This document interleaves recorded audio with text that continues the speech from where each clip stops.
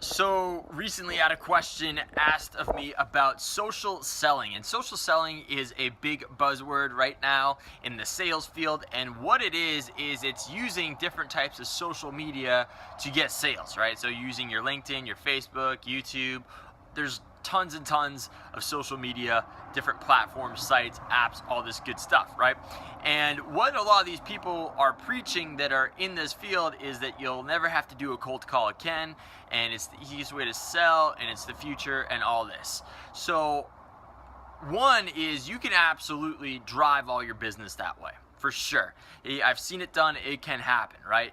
But it's important to remember that you want to keep that pipeline full, and sometimes you got to pick up the phone and do cold calling. That's the name of the game. You got to keep your schedule full, you got to keep your pipeline full, and you got to do it by any means necessary. The other thing is, a lot of the time, your ultimate dream clients, they're not going out there looking for you. You got to go out there and look for them, and it's going to take longer to do that sometimes. So it's all about just getting the job done. The other thing with social selling is, depending on what website you're using or platform you're using or whatever it may be, things change, right? They'll change algorithms, they'll change rules, or whatever it may be.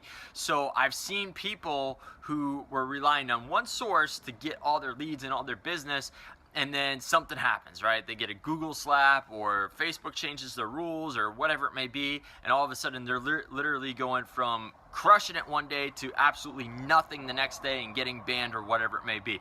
So it's important to make sure that you have different lead sources, right? Don't just rely on only one type of social selling and have that be the only thing, because you need backups, right? So don't be afraid to pick up the phone, do the cold calling and using other means, but you can absolutely go out there and have huge success in generating leads doing this different various ways of social media and other things online. It can work.